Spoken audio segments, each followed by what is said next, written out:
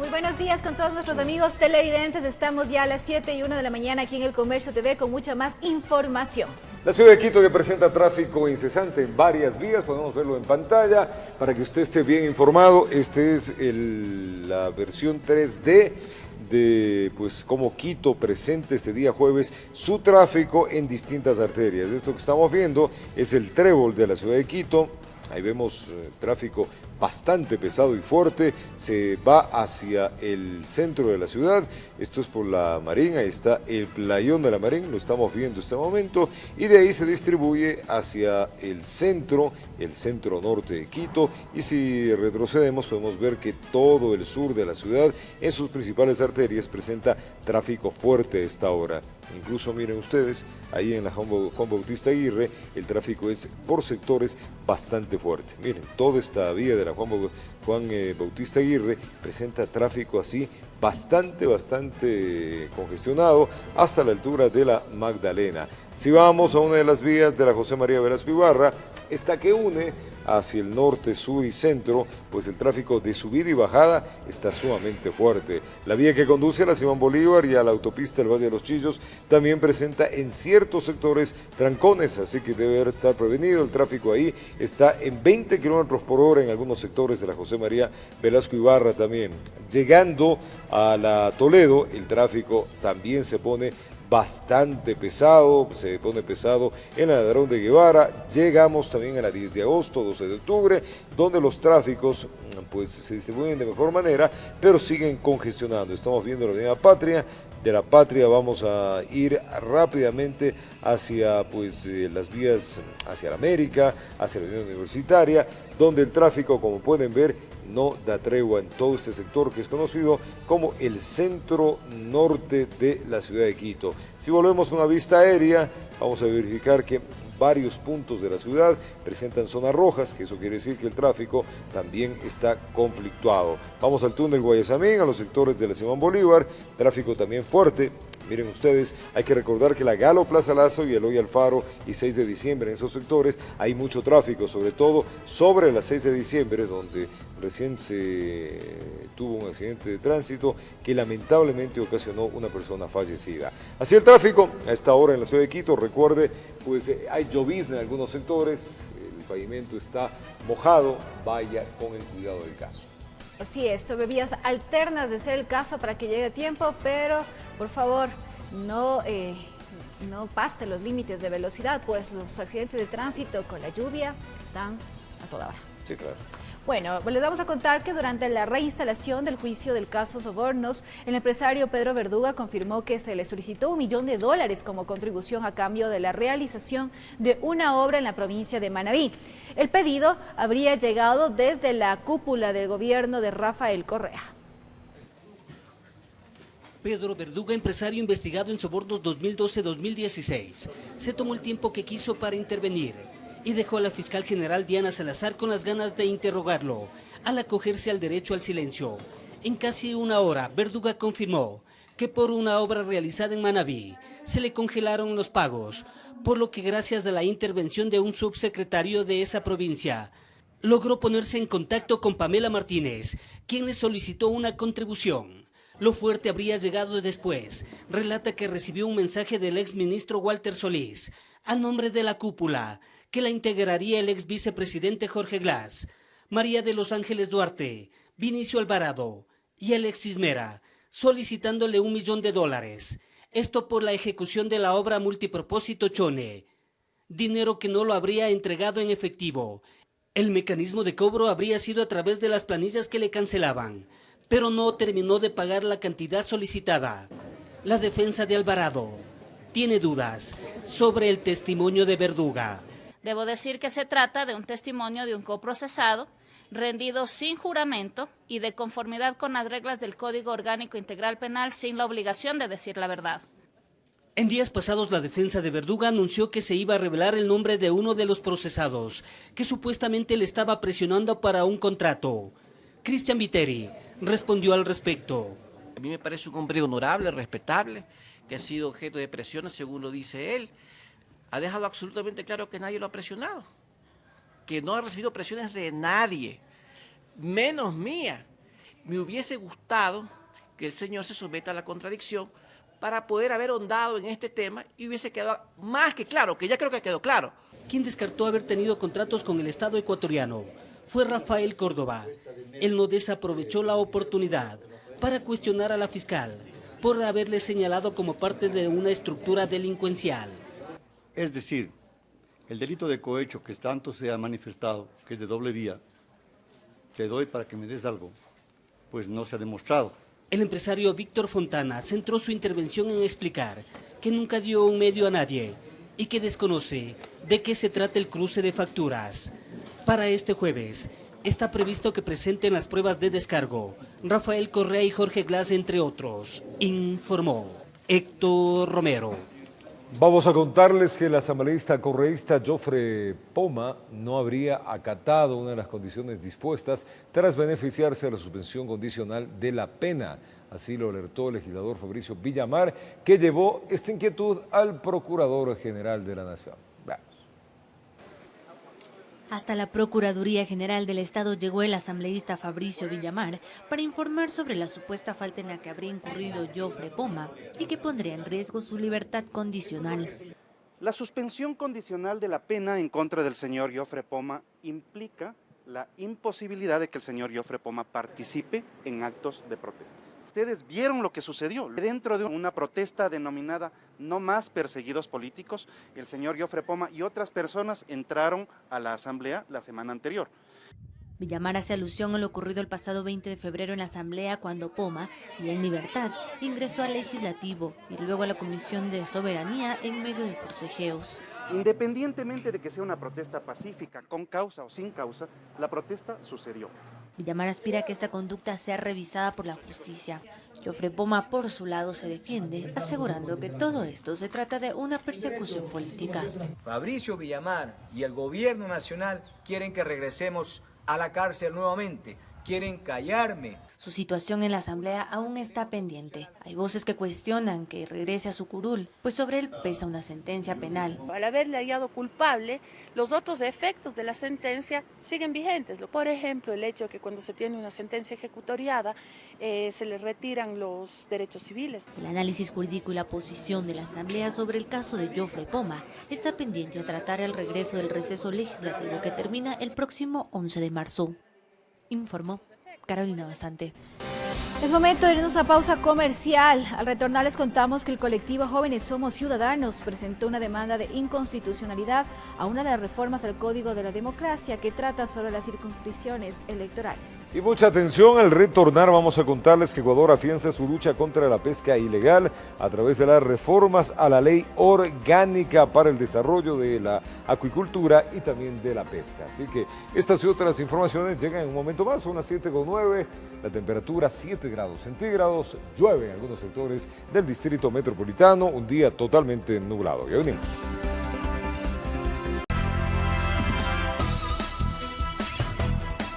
Gracias por estar con nosotros en este día jueves, siempre acompañándoles a esta hora con las informaciones de Ecuador y el mundo entero. El colectivo Jóvenes Somos Ciudadanos presentó una demanda de inconstitucionalidad a una de las reformas del Código de la Democracia, que trata sobre todo sobre las circunscripciones electorales. Según dijeron, no garantiza la pluralidad en la representación política. Veamos. Según los representantes del colectivo Jóvenes Somos Ciudadanos, la decisión que adoptó la Asamblea Nacional de cambiar el método de asignación de escaños de Hunt a Wester sin eliminar las circunscripciones electorales no garantizaría la pluralidad en la representación política y continuará la desproporcionalidad. Sí, estamos solicitando específicamente la inconstitucionalidad de las circunscripciones pequeñas. ¿Sí? Porque está en contra del artículo 116 de la Constitución, en perjuicio del principio de la proporcionalidad que debe regir en el sistema electoral. El recurso fue presentado la mañana de este miércoles en la Corte Constitucional. Las reformas al Código de la Democracia ya constan en el registro oficial. Sin embargo, el representante del colectivo Víctor Rivadeneira mencionó que hay una excepción para modificar el Código de la Democracia un año antes de las elecciones. La Corte Constitucional se puede pronunciar en estos momentos. Es la excepción que nos da la misma Constitución al respecto. Para el constitucionalista Ismael Quintana no hay ningún impedimento para que la Corte Constitucional Constitucional se pronuncie sobre este recurso, respecto a que la norma ya está publicada en el registro oficial y que estemos a un año de elecciones. La única prohibición constitucional que existe es respecto a la realización de reformas legales en materia electoral un año antes de la elección. En este caso, la Corte no estaría haciendo una reforma legal, sino que estaría conociendo una demanda de inconstitucionalidad que le obliga a pronunciarse. No obstante, dijo que la Corte tiene varias opciones de respuesta, una de ellas declarar la inconstitucionalidad y que la norma sea expulsada del ordenamiento jurídico, lo que vendría un nuevo proceso. Esa declaración de inconstitucionalidad, se presenta el proyecto, la Asamblea por parte del Consejo Electoral, la Asamblea tendría 30 días y si no se pronuncia en esos 30 días entra en vigencia por el Ministerio de la Ley. Informó Priscila Cadena. Y Ecuador afianza su lucha contra la pesca ilegal a través de las reformas a la Ley Orgánica para el Desarrollo de la Acuicultura y Pesca. La norma fue aprobada por unanimidad en la Asamblea Nacional. En la nueva ley de pesca hay 3 objetivos puntuales: la lucha contra la pesca ilegal, la renovación del sector acuícola y la investigación e innovación de esta actividad a través de la ciencia y tecnología. Y esperamos que pueda beneficiar a todos los sectores que se dedican a la pesca en el Ecuador. Para cumplir con estos puntos, la renovada normativa establece, por ejemplo, la creación de una administración que se encargue del monitoreo, rastreo, localización e identificación de embarcaciones pesqueras. Esta administración deberá verificar que los botes registrados en el país tengan en funcionamiento un dispositivo de localización. Los que no tengan esto serán sancionados con multas económicas que van desde un salario básico unificado, es decir, $400, hasta los $600.000, que representa 1.500 salarios básicos unificados. Se tienen que dar aporte, la Asamblea Nacional va a estar atrás, sobre todo para que el reglamento se lo pueda hacer lo más rápido posible. Adicional a esto, se plantea facilitar el acceso a créditos para renovar el sector acuícola. Las facilidades serán prendar bienes o tierras. En sí, por las reacciones que estamos viendo en el Ecuador, parece que la ley va a ser acogida ahora. Y por último, para potenciar el sector, se crea el Fondo Nacional para la Investigación, un ente que financiará planes y proyectos de investigación científica y tecnológica para el sector. Para que la ley entre en vigencia, deberá superar el veto del Ejecutivo, que tiene que entregar sus observaciones a la legislatura hasta el próximo 18 de marzo. Informó Carolina Basante. 7:19 en la mañana. A esta hora hay registro de caídas de rocas a propósito en la vía Loac Santo Domingo. Esto informa el ECU 911 para que usted esté bien informado si está a punto de salir. Vamos a cambiar y vamos a contarle que expertos electorales extranjeros llegaron al país para asesorar en la reingeniería del sistema informático de cara a las elecciones del 2021. Esto mientras el CNE pues espera la aprobación del presupuesto para los comicios. Veamos. 5 expertos electorales de Costa Rica, Paraguay y Perú llegaron al Ecuador para realizar acompañamiento y asistencia técnica de la reingeniería del sistema informático, sin que el Consejo Nacional Electoral aún cuente con la aprobación de un presupuesto para los comicios del 2021. Nosotros nos mantenemos en la necesidad que los recursos deben ser ubicados desde el mes de marzo para avanzar con cada una de las etapas del proceso electoral que tiene que ser todavía aprobado dentro del Pleno del Consejo Nacional Electoral. Los especialistas de extranjeros cumplirán agenda en el país del 26 al 29 de febrero y realizarán recomendaciones de si se necesitan nuevos sistemas informáticos o repotenciar los existentes, rubros que de definirse se incluirán en el presupuesto. Nosotros esperamos que en esta semana podamos tener una reunión técnica tanto con el Ministerio de Finanzas como con el Ejecutivo para plantear las necesidades de acuerdo al cronograma de ejecución presupuestaria que necesitamos. Esta es la primera visita técnica que se realiza en el marco de una cooperación internacional y tendrá 2 misiones que cumplir, según lo señaló Diana Tamaín, presidenta del CNE. El primero, analizar la documentación y diagnósticos previamente realizados por y para el Consejo Nacional Electoral de Ecuador relacionados con los sistemas informáticos. Y segundo, definir una hoja de ruta con lineamientos y recomendaciones para dar cumplimiento a los procesos de implementación, de escrutinio y divulgación de resultados, así como la automatización del registro electoral. La mejora del sistema informático es indispensable para los representantes del CNE. Las observaciones a su funcionamiento ya empezaron. informó Valeria Navarro. Vamos a un corte comercial. Tras la alerta mundial de propagación del coronavirus, Ecuador contará con un hospital para la atención de casos confirmados de esta enfermedad. Ya regresamos.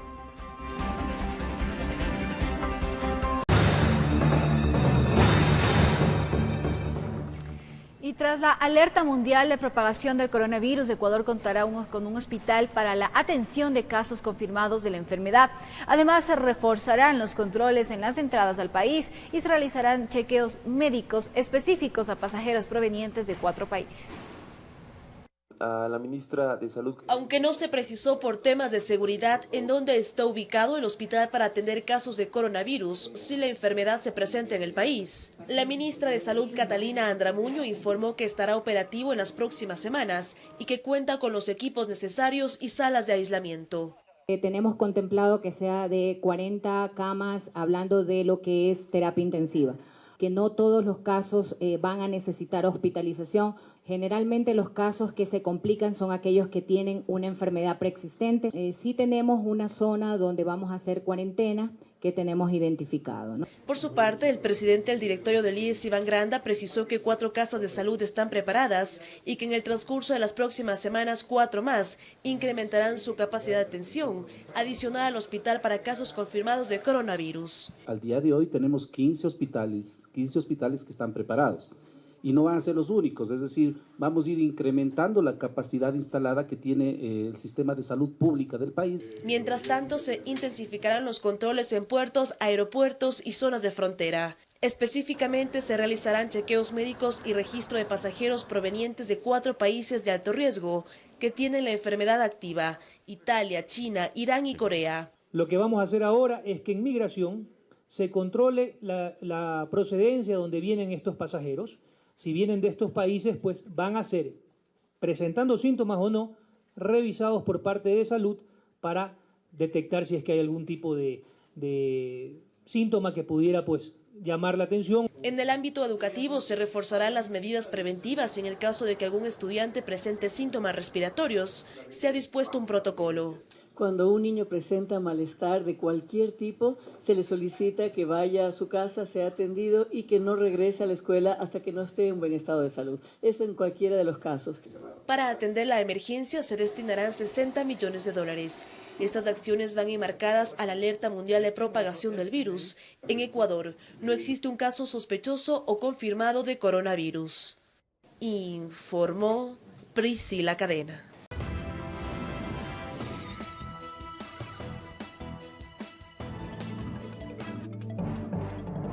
Un saludo cordial y afectuoso a los miles de televidentes de Televicentro, Noticiero El Comercio TV y a los oyentes de Platinum FM y Radio Quito, la voz de la capital, noticiero líder en la radio. Este jueves vamos a volver a hablar de un tema recurrente que debemos tener presente todos los días, no solo en el país sino en el mundo, a propósito del coronavirus, el denominado COVID-19. Ya está en Brasil. En el Ecuador se dice que estamos debidamente organizados, es importante conocer. Felizmente no tenemos todavía un caso en nuestro país, pero hay la preocupación. La Organización Mundial de la Salud, si bien con mesura, ha dicho que no hemos entrado en una pandemia, los casos crecen ya no solo en China, en donde se originara en Wuhan, la 7ª ciudad de ese país, sino en el resto del mundo, en Europa y por otros países del planeta. Está con nosotros el investigador, el doctor Rodrigo Enríquez, a quien le damos la cordial bienvenida. ¿Cómo enfrentar en estos momentos cuando ayer nomás el Ecuador, sus autoridades anunciaban que revisarán a viajeros de 4 países que lleguen al Ecuador? Muy buen día. Muchas gracias, Miguel, y un saludo a nuestra audiencia. Bueno, como tú mencionabas, crece la preocupación a nivel mundial porque si bien están disminuyendo los casos, en China se está desacelerando el contagio, está creciendo exponencialmente en otros países. Hemos visto ya lo que está pasando, por ejemplo, en Corea del Sur, en Irán, lo que está pasando en Europa, específicamente en Italia, donde tienen ya más de 400 casos reportados. Y esto significa que las medidas de contención que se implementaron durante los primeros 2 meses, en este momento ya son insuficientes como para detener la propagación de este nuevo coronavirus a nivel mundial. La Organización Mundial de la Salud no ha querido declarar esto como una pandemia. Sin embargo, vemos ya que empiezan a haber contagios a nivel comunitario, es decir, personas que viven ya en diferentes países empiezan a contagiar a sus conciudadanos, y esto implica que probablemente en los próximos meses estemos enfrentando ya una pandemia y que el virus va a cruzar las fronteras. Tenemos ya un caso reportado en Brasil y por lo tanto podríamos esperar que en algún momento va a llegar también a Ecuador.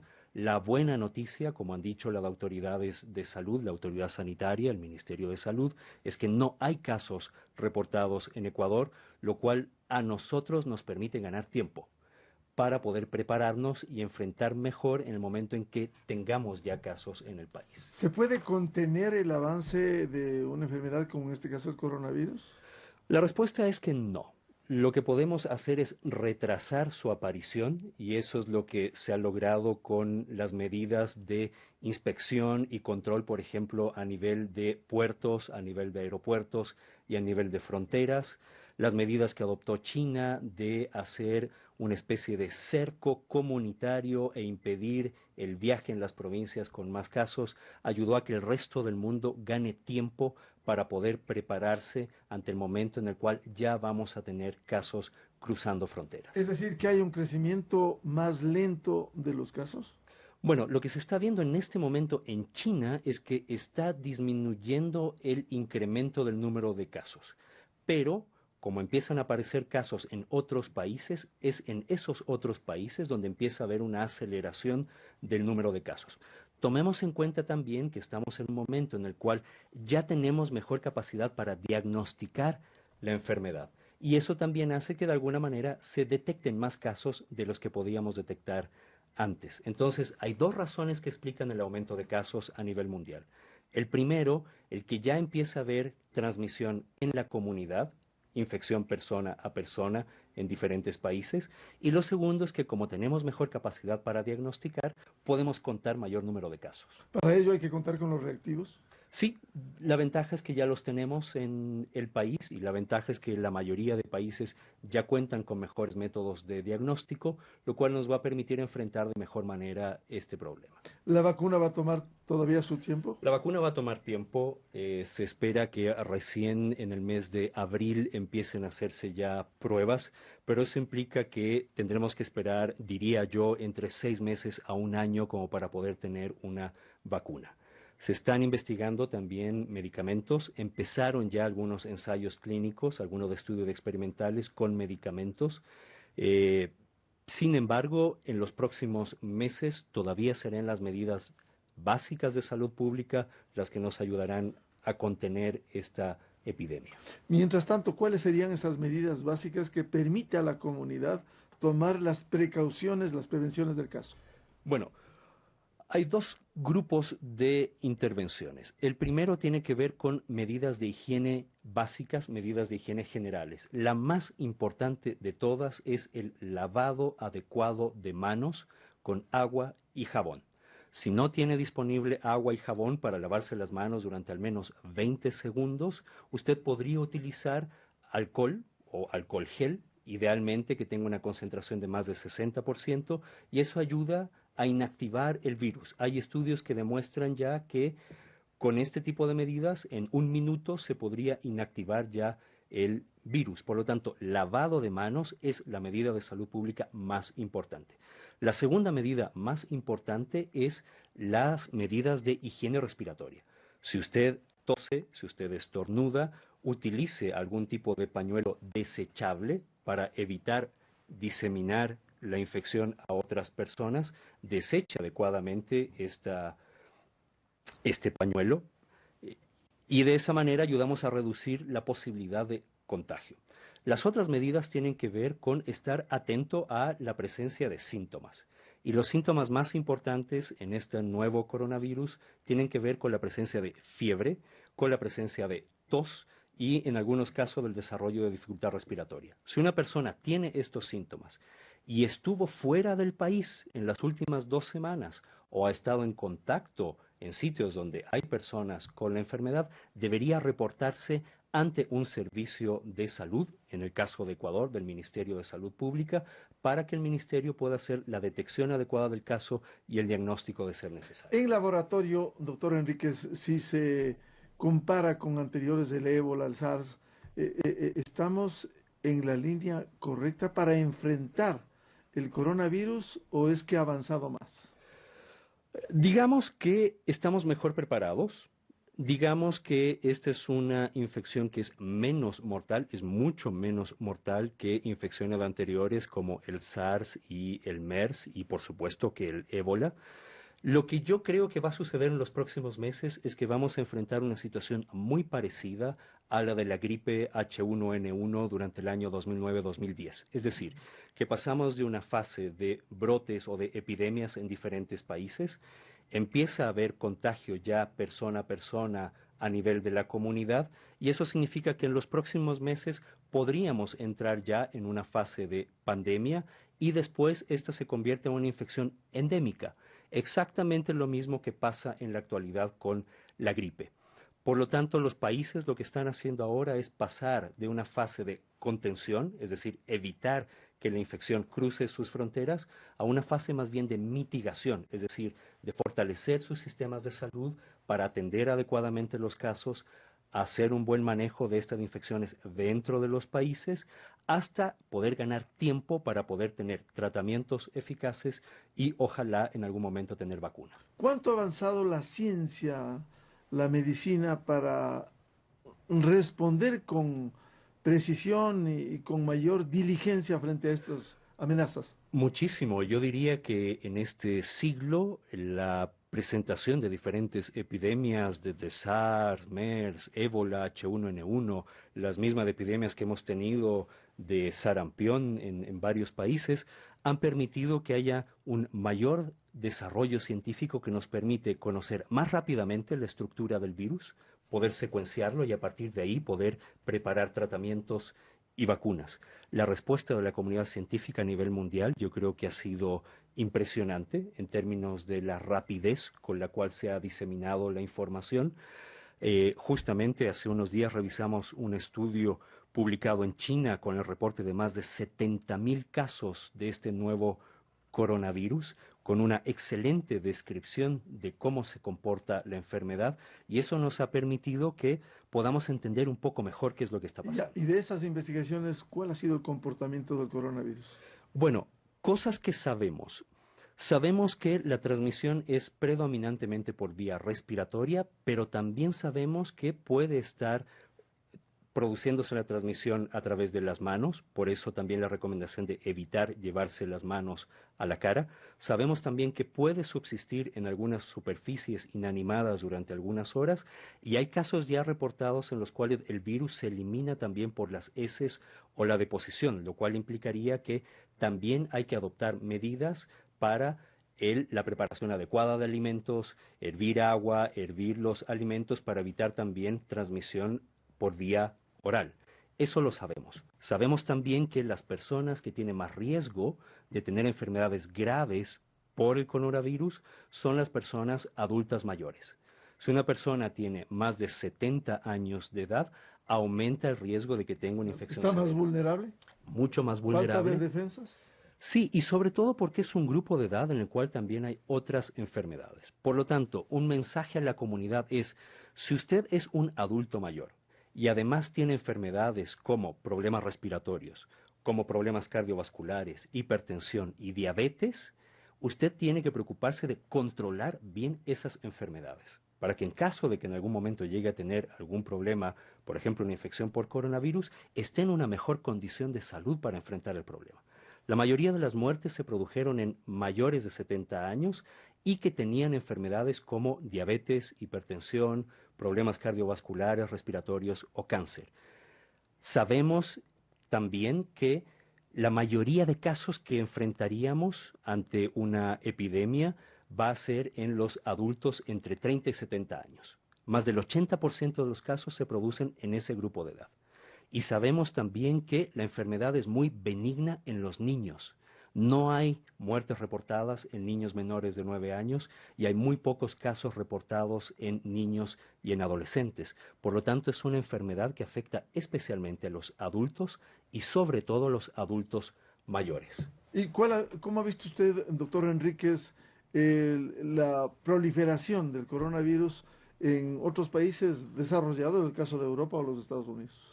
Bueno, el hecho de que países desarrollados como Estados Unidos, Italia en este momento en Europa tengan un gran número de casos, significa que en algún momento la infección va a cruzar fronteras, va a llegar a nuestros países de Sudamérica y por lo tanto hay que reforzar sobre todo el primer nivel de atención, la atención a nivel de la comunidad.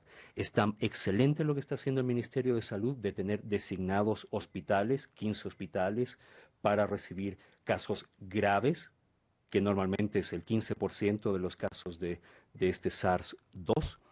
Y también está muy bien esta respuesta de implementar un hospital específico para atender casos de coronavirus. Yo creo que las autoridades están tomando en serio el problema.